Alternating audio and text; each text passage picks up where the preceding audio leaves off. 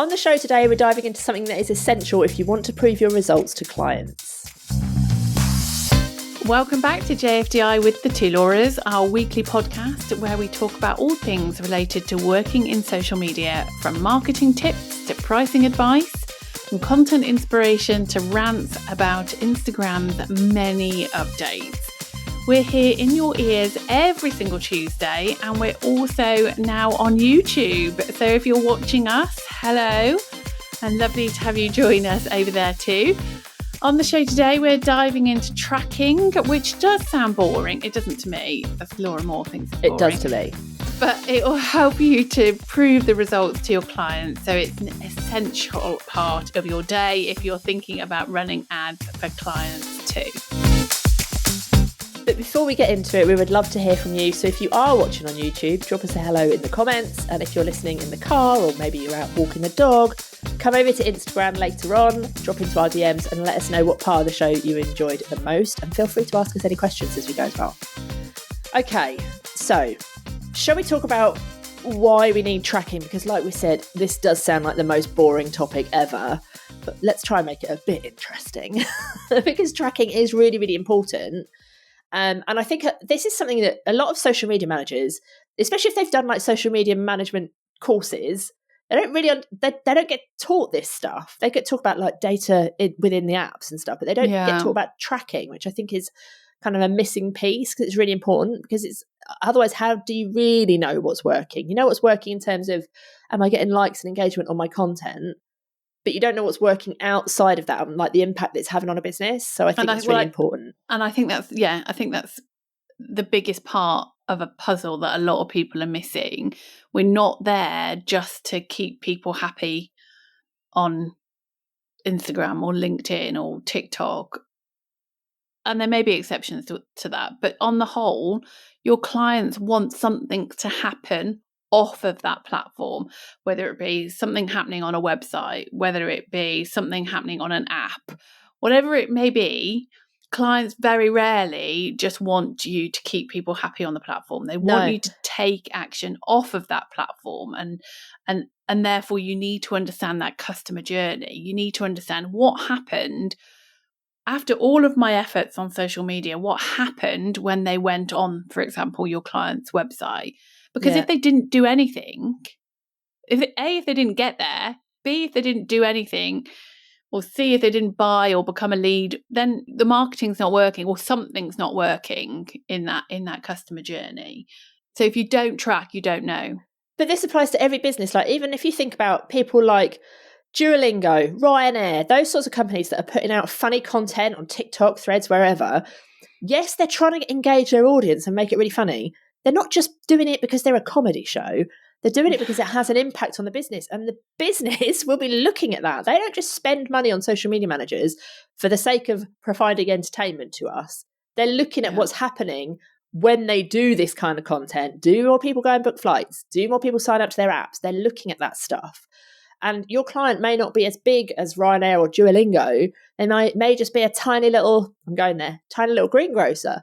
But they still want to know what's happening, right? So it's really, really important. And it helps you because it helps you to prove that what you're doing is having an impact on their business.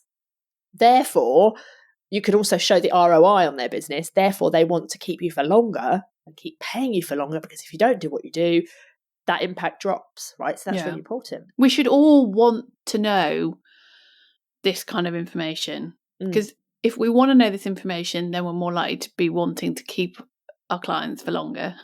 Yeah. Like if we don't want to know this, then what are we doing? Yeah. And like, I hate data. I hate numbers. I find it overwhelming, but I will still go and look at, okay, so if I'm posting whatever on Facebook, Instagram, wherever, is this actually having an impact? Are people going over to the website? Because that's important. Yes, I might not drill down into the nitty gritty like Laura does, but I will still look at, is this having an impact? What can I tell my clients? What is the story that I can tell because of this data, right? And also, if you're running ads and you're not tracking, the platforms don't understand that your ads are working. So they don't know who else to show your ads to because they don't know when they've got it right. And you also then can't see the data from that either. So that's like another reason that you need to do that. a spray and pray mentality if you're not tracking with ads. Definitely. Well, to be honest, it's spray and pray for everything, isn't it? Yeah, definitely. So there's 2 types of tracking we're going to talk about in this episode. Obviously, there's loads of different options as well that you can do with tracking, but we're just going to talk about these 2 types because we think these are the essential ones that social media managers need to know about, and they're essential for your clients. So we're going to talk about the Meta Pixel, we're going to talk about Google Analytics. So should we start with the Pixel? Yes. No, I think one of the most important things I could say to anybody is if you're listening to this as a social media manager who does not want to run ads, and you also have no intention of running ads for your business, you should still put the Pixel on. Mm-hmm.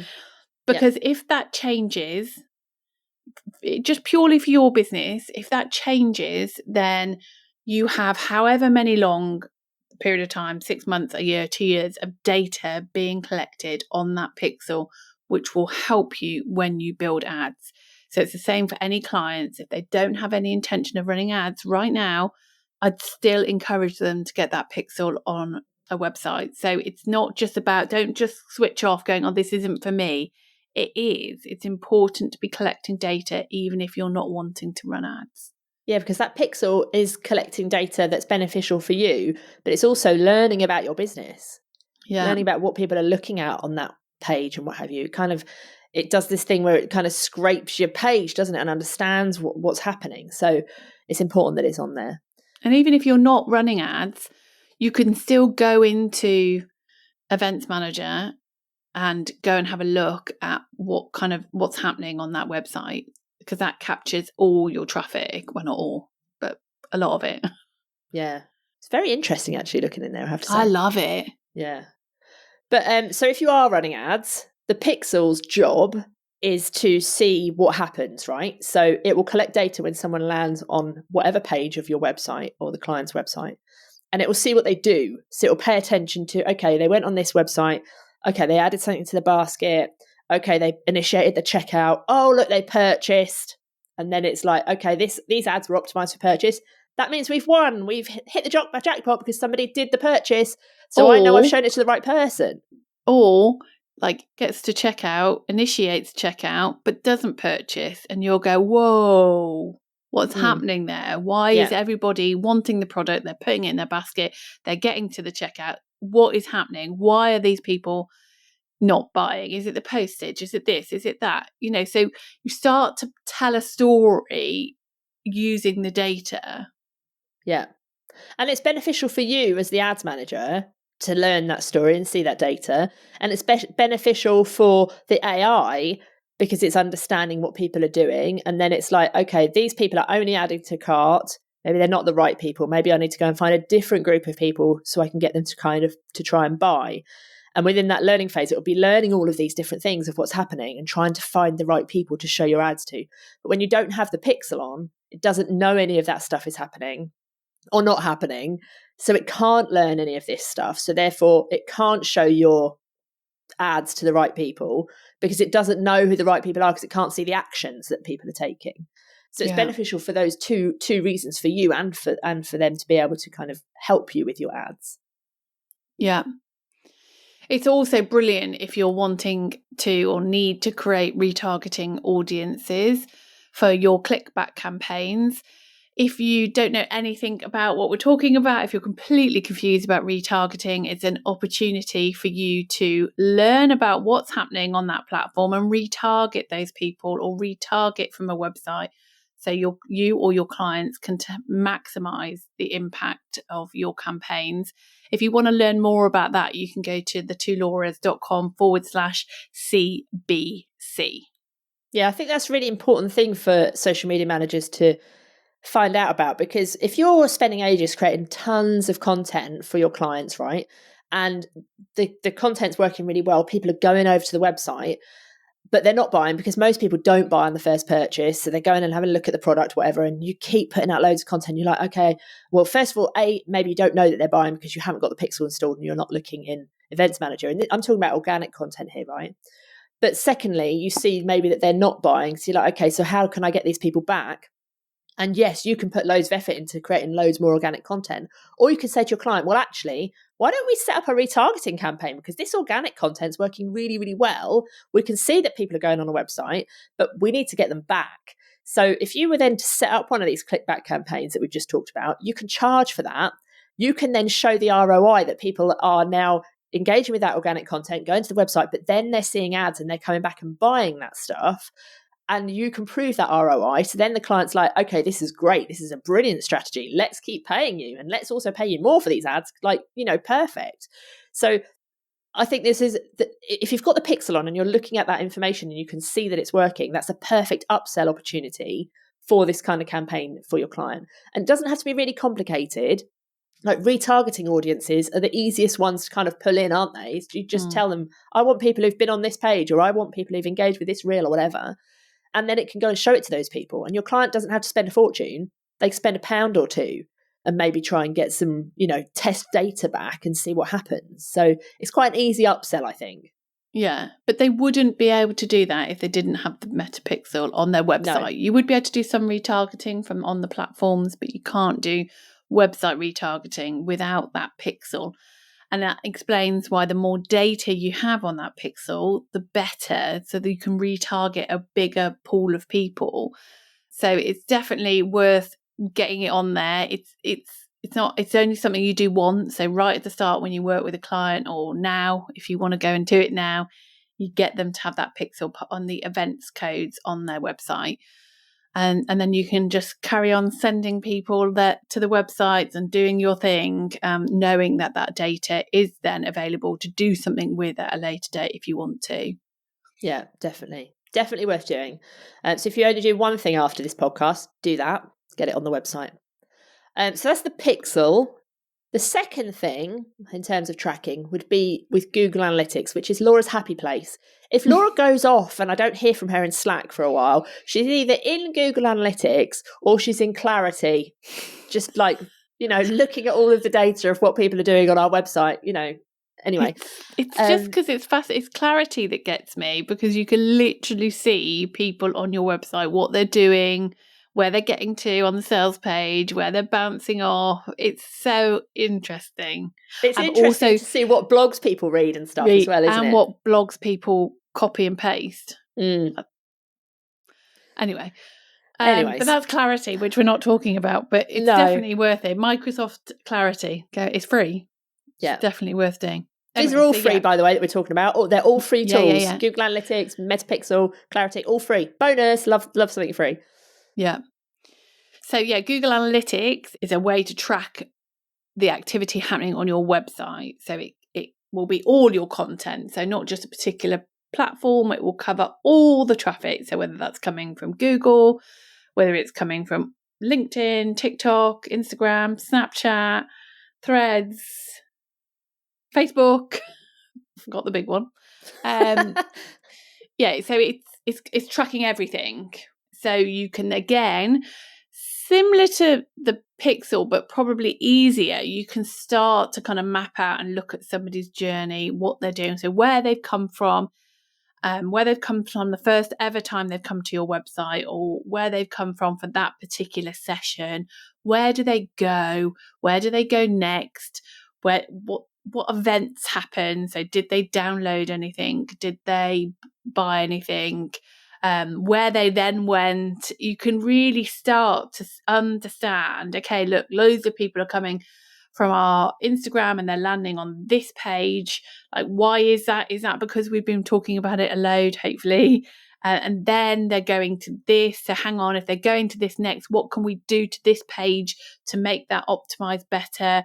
So you can really start to make decisions and understand, or your clients can make decisions and understand what's happening and because of what. And were you part of that? And one thing that you just said there that I think a lot of people probably don't realise is that you could track where they came from the first time, right? So if they came from Instagram the first time, or LinkedIn the first time, whatever, that first time, but then the sales are all coming because people are then searching. So they see, most of our sales come from search. Well, great. But did they hear about you first from LinkedIn? Did they come there first from LinkedIn? Did they come there first from Instagram? And therefore that means that what you're doing is useful. And what you're Yeah. doing is getting them in front of people, because they may never have searched for you if they hadn't seen you on those platforms first. And that's Yeah. how you can then go to your client and being like, we know the first point of contact is social. So we need to ramp up to make sure that we can reach more people's first point of contact. And if they don't understand that most of their website traffic first originates from social media, then they start to think, oh, well, we'd be better off putting some effort into search rather than in social, because that's where people are buying from. And they may not realize that journey actually started on social media, right? So it's all useful data that will help you to build out a picture. Yeah. And the more data you can capture, the better. If you're basing off 50 people have been on your website in a 90-day period, then it's difficult to paint that picture. But the more data you give it, the easier it is to start to see patterns, start to see trends, and you can then claim that as a win. You can be like, yes, that's for me. You can also, that's mine. I did all that hard work. But you can also then go to your clients and say, look, I'm sending loads of people to this page. I'm noticing, which is what you wanted me to do. I'm noticing that they're then going here. You're losing them on that page. It's up to you, but my recommendation would be you do something about that. And clients really appreciate that. I'm not saying that you've got to suddenly spend hours analysing their Google Analytics. You can do, but that would definitely be an additional service.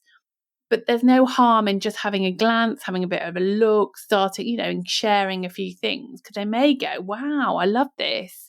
How can we get more information like this? And then obviously you can upsell that service of kind of analysing their data and helping them understand their Google Analytics more, which is niche. Not everyone's going to like doing that, but there are definite ways that there's a service there that I think people would love. I think also it can be useful for content ideas. If your client's got loads of blogs, for example, or loads of products, and you go and look and see, okay, in Google Analytics, it says that this product is the most popular, or this blog is really popular. If you can then create content around that stuff, then you already know that people like it. So the chances are it's probably going to be popular on social as well. You can also see what are the search terms that people are using to find those things. You can use that in your content as well, which will be really helpful, because you know that people are already searching on Google. Chances are they're searching on Instagram, TikTok, etc. as well. So then that will help your content to be found there as well. Yeah, absolutely. Yeah, love that. So in terms of how this one works, then you need to have the Google Analytics code put on the website. That's like a one-time job. And then in order for you to be able to track where people have come from, so maybe you want to track, okay, is it this kind of messaging that works best, or is it this kind of messaging? Is it because they're in my stories? Is it because I'm posting in a Facebook group? All of that stuff. That's where you need to use UTMs. Now, UTMs are a little piece of code at the end of your URL. If you've ever clicked through an ad, and if you haven't, then where have you been? But if you've ever clicked through an ad and then you've paid attention to what's in the URL, it's that end piece, and it says UTM_source equals Facebook, for example. Next time you click on an ad, go and look and you'll see that. And that's the Google Analytics UTM code, right? And that's where it's saying to Google, okay, this person has come from Facebook, they were in a group, they were looking at the post that was posted on XYZ date, or that had this search term in it. And you set what goes in those UTMs, because you set up those UTM links, right? And they will follow some sort of convention that everybody in the business uses. So, for example, they may all say Facebook.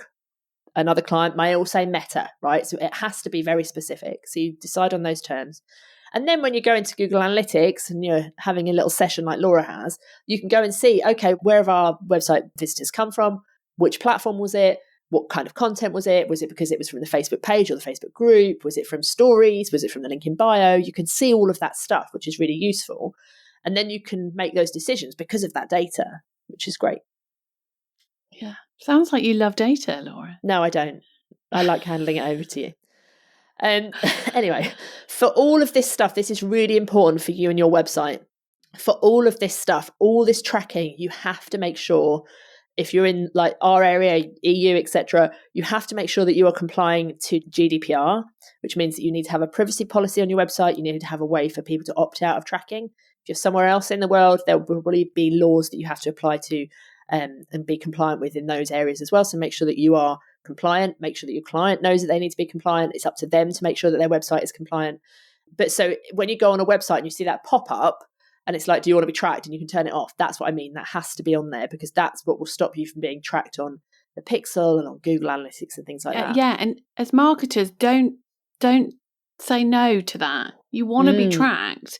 That's why, and hopefully you'll, kind of understand it more in that if you're tracked, it means that you're more likely to get your feed and the algorithms and understand what you want to see on social media more. So you're more likely then to see the content that you want to see. Yeah. So all these people who are moaning on Facebook, I don't see the content I used to. I just see random ads. It's probably because they turn off tracking on every single website. Yeah. So the platforms are a bit like, I don't really know what to show them. They don't engage with anything anymore because people engage less. They turn their tracking off everywhere. So if you want to have a nice, enjoyable, curated feed, don't be turning off tracking. And as marketers, we shouldn't really, because we need to understand this. We need to understand what's working and what's not working and pay attention to what other people are doing around us. So you're not going to be able to do that if you've turned off the tracking. But that is an important note to remember, that people do turn off the tracking. So you can't track everything. And there will be some stuff that you won't know. So just keep that in mind as well. Yeah. So, if you've got like 100 people have landed on a website, the chances are it's more than 100. Yeah, absolutely. Turned off the tracking. And that goes with all tracking. It's never foolproof. It's never 100% accurate, but which is another reason why the more data you can get, the better, because you can still start to see those patterns. And, you can't rely on just a handful, because the chances are some of those handful won't even be tracked anyway. So, the more data you can get, the better. It's also worth saying, as you're listening to all this, thinking, pixel code, adding a code to the website, I don't want to be doing this. I have never in my whole life put a pixel on a website. Actually, that's a lie, apart from my own. I think I even did that wrong. And I think I've only done Google Analytics tracking on my own website. This is not your responsibility. Like, if a client said to me, could you put the Meta Pixel on my website, I would laugh if a client said that to you. I would be like, are you having a laugh? Because that is such high risk to allow me in the back end of their website to fanny around with code. Honestly, it's dangerous. So if you're like a web person, techie person, completely up and know what you're doing on your clients' platforms, obviously whatever website platforms they use, then that's up to you. That's on you. But don't do it for free. Yeah, absolutely. But if you're listening to this thinking, I don't know what they're going on about, don't worry. Nor did I. I just used to give, and I would still now give clients the code and say, this is what you need to do. And I would happily explain to them why they need the pixel on there, what it's for. But I would never do it, ever. So we wouldn't even say where it's got to go. That's your web developer's job. I don't know where it needs to go. Somewhere. It's just in the header thing. The header, whatever that means. Yeah. But so it's not a difficult task. Your clients' web developers should not be charging them hundreds of thousands of pounds, which I have heard of in the past. It's like a 5-minute job. It's no biggie. But I would definitely, if you explain to your client the benefits of it, and or get them to listen to this podcast, then they will hopefully be like, yeah, okay, let's get that sorted and get that code on for you. And once it's on, it's on. And then for Google Analytics, you can then be added to your client's Google Analytics account. So you can obviously then see the data. And for the pixel, obviously, on that note, make sure they're adding their pixel to their website. You've not given them your pixel or something awful. Just make sure it's their pixel. And then they just need to give you admin access to everything that you need in there, should you wish to obviously see all of that and run ads. Nice. And if the web developer doesn't know what to do, they probably need to get a different web developer, because that would be a little bit worrying. Yeah, that would be a concern. A pretty standard job. Yeah, it should be on as standard. Like when I work with my client, I'll say I need a new landing page for this, or I need a new that. He'll then reply, the web developer will reply saying, yeah, I've done that, I've done this, it's got the pixel on, I've put the standard event for a lead on, I've done this. He just knows what he's doing, which is like the dream. So hopefully all your clients also work with good web developers. Yeah. Now, obviously, some of this might be a bit confusing. You may have questions, etc. Ask them. If you're on YouTube, drop them below. If you're listening on the podcast, then come over to Instagram, ask us questions about this. Techie stuff, probably can't help you with. But if you're confused about how you can, like, what you need it for, all of that stuff, feel free to ask us anything. We're always an open book. And if you want to find out more about what we were talking about earlier with those clickback campaigns, we'll make sure the link for that is in the show notes, but you can also just go to thetwolawyers.com/CBC and go and grab our training manual for that. And that's it then. Yeah. Come and ask us the questions. Hopefully that wasn't too boring. Never. We'll be back same time, same place next week. Have a good week. Toodle bit. Ta-ra! Bye.